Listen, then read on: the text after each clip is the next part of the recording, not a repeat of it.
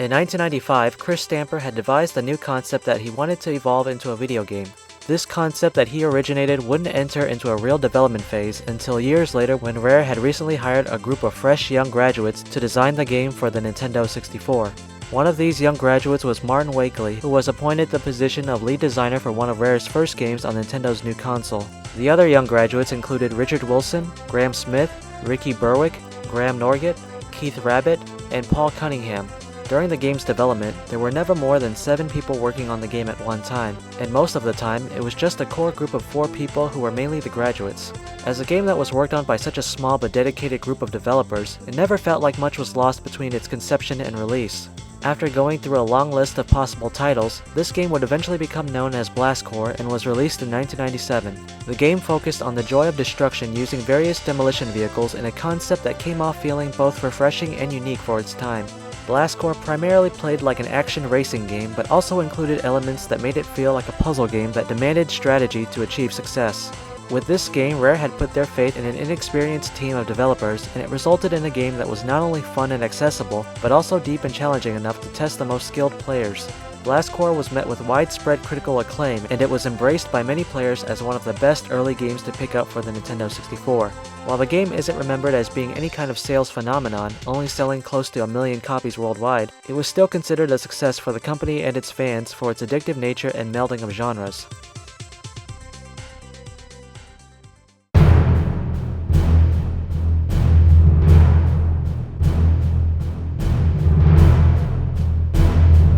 By the late 90s, the Nintendo 64 was facing the crisis of being seen less as the must-have console compared to its competition. Sony had been gaining steam with its PlayStation console and exclusive franchises, while there was the growing threat of Sega's new console looming in the near future. The Nintendo 64 was suffering from a lack of quality software, which was fortunately aided by Rare and their string of hits during the console's early life cycle. Around this time, the developers at Rare had begun looking into creating a 3D version of Super Metroid, a favorite game among members of the company. From the original Blast Corps team, Martin Wakely and Paul Cunningham were brought on, with Martin Wakely serving as the lead designer and producer, along with part of the team that recently worked on Diddy Kong Racing. Other members of the team included Lee Musgrave, Paul Mountain, Neil Hutchinson, Andrew Inez, John Pegg, Stephen Hull, Brian Smith, Steve McFarlane, and Neil Gallagher. The team's inspirations for this game were vast, consisting of influences ranging from the early arcade classics of the 80s like Galaxians and Space Invaders to the more recent games of the day. The free-roaming nature of games like Super Mario 64, which had recently changed everything in terms of how games were structured, influenced the scale and openness of the game's backgrounds and settings. The emphasis on collecting and upgrading weapons and character powers were influences taken from Super Metroid, and the behavior of the game's enemy artificial intelligence, something rewritten by Andrew Inez late in the development cycle, were inspired by other popular space shooters like Quake.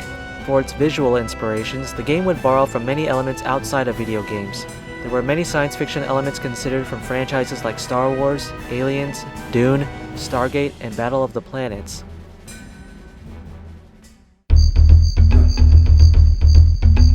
When it came to the game's protagonist, the player would have the option to play as 3 different main characters, whose first visual incarnation was heavily based on the 80s cartoon Battle of the Planets. They consisted of an orphan boy named Juno, his twin sister Vela, and their dog Lupus. Together, they formed the team known as Jet Force Gemini, the last remaining group of the once proud and strong military organization Jet Force. The characters were named according to a general theme of stars and constellations. Due to their close affiliation with the company, Nintendo would occasionally check on the game during its development and offer feedback on its progress. But Martin Wakely was very keen to encourage a positive atmosphere of creativity within the development team. He would speak with Ken Lobb of Nintendo every day about the project. According to Martin Wakely, Nintendo was one of the best publishers to work with, and their input and knowledge on what makes a good game was always useful to his team. With the lack of any unwanted interference from Nintendo, this game was essentially a Rare-developed title who was also responsible for publishing the game. One of the most noted examples of Nintendo's feedback regarded the look of the protagonists in the game. The team was originally going to portray the game's protagonists as young children who featured a more cartoon aesthetic. While looking at an early build of the game, Shigeru Miyamoto candidly suggested that the team go with a more mature look. But it wasn't just Miyamoto's suggestion that resulted in some aesthetic alterations. As development continued, the art team grew in confidence of their abilities to push the technology available to them harder. Elements were being redone just because they had learned how to do them better. One of the main concerns during development regarded how the team would be handling the game's controls. Using the Nintendo 64's analog controller, the team wanted to create a control scheme that was both fun and as easy to pick up and play as possible, while also retaining the variety of gameplay they wanted. The plan was to retain a character-based game but also keep the tightness and accuracy of a first-person shooter. So, they settled on a system where the player could see the character they were playing as, like a typical 3D platformer, and also have the ability to manually switch the targeting camera to a fixed position behind the character's head to create a first-person viewpoint. The game featured an impressive number of graphical effects not often seen on the Nintendo 64, like real-time lighting effects and dynamic reflections. According to lead programmer Paul Mountain, the team had the option to make use of the upcoming expansion pack, which would grant the Nintendo 64 an additional 4 MB of RAM. But according to Lee Musgrave, its inclusion would have resulted in higher production costs, a less favorable development cycle, and a potential split among console owners. So the team decided to forego the expansion pack and instead strive to outdo any other game that would use it. The memory required for the game's cartridge would eventually take up to 32 MB of data, 4 times the size of Super Mario 64 and twice the size of Banjo-Kazooie. 6 MB of this data was solely for the game's audio design. Jet Force Gemini began development in 1997, and while it's occasionally considered to be created by the Blast Corps team, there were actually various team members who worked on other games at Rare, including Killer Instinct, GoldenEye, and Diddy Kong Racing. One of the team members who worked on all of these games was Graham Norgett, who previously held titles like music composer and sound designer. Graham Norgett had originally written about 20 tracks for Jet Force Gemini, but halfway into the game's development, he departed from Rare and was replaced by Robin Beanland and newcomer Alastair Lindsay, both of whom individually wrote new music pieces over the next 6 months. While the only music that remained from Graham Norgett was the game's title music, a lot of the sound effects he created remained and were added to whenever and wherever needed.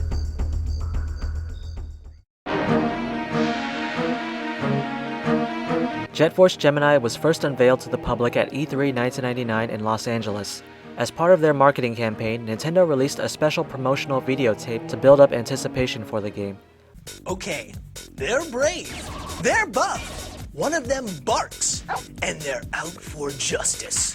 This galactic sci-fi adventure through mounds of disgusting aliens is a kaleidoscope of action, lighting, and special effects. And it is from Rare. That's right, Rare. The same guys that brought you GoldenEye, Game of the Year in 97, and Banjo-Kazooie, Action Game of the Year in 98. Woohoo! So strap in, and get funky as Hot News 64 takes you deep inside the splattered baddest bugs in the universe, science fiction action game of the century. You guys want to see this? Well, here it is. The bugs are coming, and it's not in peace. Jet Force Gemini.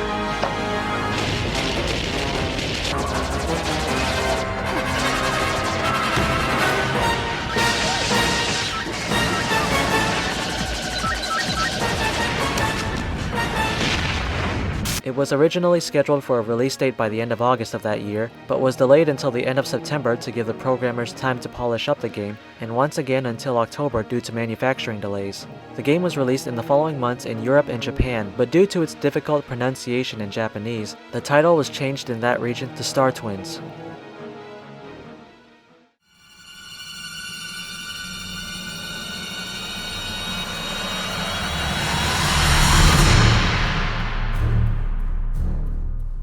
The game begins when Juno, Vela, and Lupus have just narrowly escaped a war zone brought on by the dark insect tyrant Mizar and his army of drones who are responsible for destroying the entire Jet Force Gemini fleet. They receive a distress signal from the planet Goldwood, home of their allies the Tribals, which has just been invaded by Mizar's forces. Before they can react, their ship is captured and boarded by Mizar's soldiers, so they hurry to the escape pods. On their way, Juno is attacked by drones, which forces the trio to split up as they make their way to the nearby Goldwood. The player starts the game as Juno, who soon meets with King Jeff, the leader of the Tribals. Juno learns of the drone's invasion from King Jeff, who asks him to rescue the captured Tribals scattered throughout the game's levels. The team eventually manages to meet up with each other, but they decide to remain split up so they can find different paths in taking down Mizar's army. When players progress to this point in the game, they would have the option to play through the game as either of the three characters. Juno, Vela, and Lupus would travel through different worlds, collecting separate items and weapons, and facing different large-scale bosses. While they each roughly played the same, they each had an ability that was unique to them. Juno could safely walk across magma, Vela could swim underwater, and Lupus could hover for a short period of time. These abilities allowed each character to enter areas in the levels only accessible by one of them. Juno would eventually come upon a little robot named Floyd who chose to rebel against Mizar and was destroyed in the process. After finding his parts and putting him back together, Floyd decides to join the team and assist them in battle. Floyd had the ability to alert the player of incoming enemies in an area and allowed for a two-player non-split screen cooperative mode where a second player could take control of Floyd and assist the other player in combat. The team reunites at Mizar's palace and face off against Mizar himself.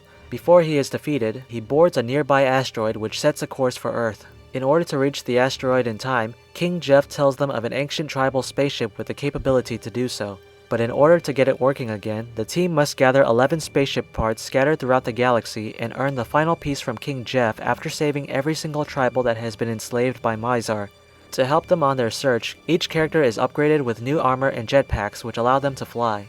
During this point in the game, the player can return to any of the previously played levels as any one of the three characters to explore new areas previously unreachable and discover all new worlds as well. This also opened up new and different game modes to the player. With Floyd at their side, players could partake in various timed missions as the flying robot to earn rewards in the game. Since several members of the development team were fans of racing games and previously worked on Diddy Kong Racing, there were also separate racing minigames to discover in the game. With every spaceship part and tribal recovered, the team departs for the asteroid where Juno has a final showdown with Mizar. Once Mizar is defeated, it is revealed that Mizar was actually a robot controlled by King Jeff's long-lost and secretly jealous brother Barry. With no other options to stop the asteroid from colliding with Earth, Floyd offers to sacrifice himself by traveling to the asteroid's core and destroying the asteroid once everyone manages to escape in time.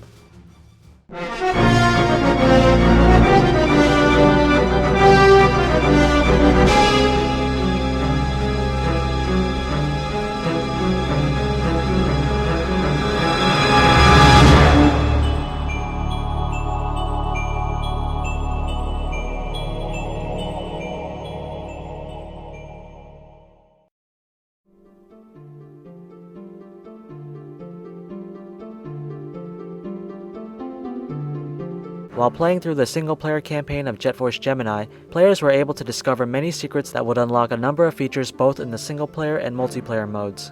There was a 4-player battle mode that featured many of the customization options that became a tradition with GoldenEye, a firing range mode similar to the Floyd missions, and 2 racing minigames, one of which featured a bonus course from Diddy Kong Racing. When Jet Force Gemini was released, it continued Rare's long-standing tradition of their games being met with generally positive reception from critics and players. The game's variety, challenges, and unique take on third-person shooter controls resulted in an experience that was both familiar to longtime players and had the feeling of being very original. Many were impressed by how the game pushed the boundaries of what had been previously seen on the Nintendo 64, not just in terms of graphics but also in its sound design.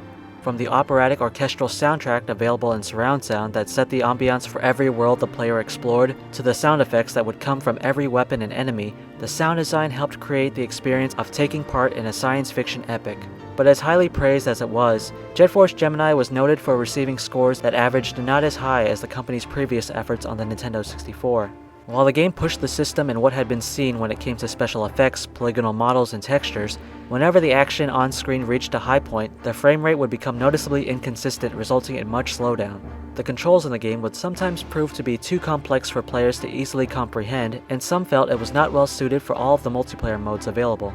One of the biggest criticisms of Jet Force Gemini came near the end of the game, where the player had to go back and collect every single tribal in order to finish the game. Players had to safely collect the tribals in each level, and if one of them were to be accidentally killed, they would have to restart the entire level. Still, these were mostly minor gripes to a game that was still considered a must-have title for the Nintendo 64. In the end, Jet Force Gemini managed to sell 2.2 million copies worldwide during the console's lifecycle. Earlier in the year, the film and television production company 4Kids Entertainment secured the rights from Rare to produce a bevy of merchandise for Jet Force Gemini, but following the game's release, nothing would ever move into production. Years later, a Jet Force Gemini game for the Game Boy Color that was never officially announced was uncovered by someone who had reportedly obtained an early prototype. Images were made available to the public that showed the game would have an isometric 2D view with gameplay similar to its N64 counterpart. It is believed that perhaps due to low interest in the series or the lack of success Rare received with their other games on the Game Boy Color, this game would never finish production or be officially announced by the company.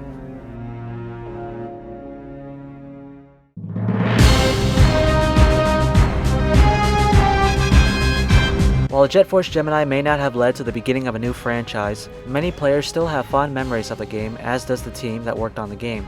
Throughout the game's development, the team attests to have grown both as developers and artists. Jet Force Gemini served as a proving ground for many people who are still at Rare today. And as they got better, they would find new and inventive ways to get the best performance out of the Nintendo 64, even if it meant always pushing the system to its limits.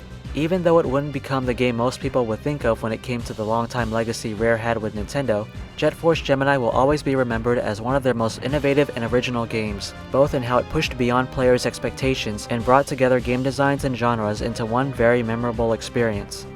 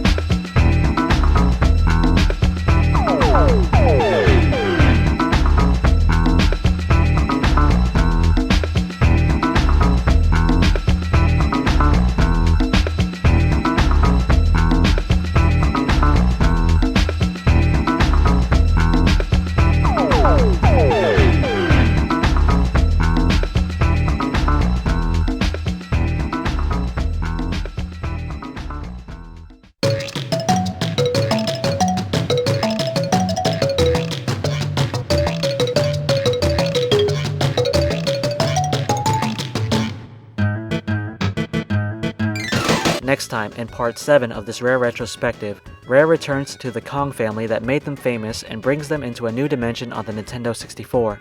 They would first reintroduce them in their own take on the kart racing formula and bring them on full force in one of the biggest and most ambitious games the company has ever made.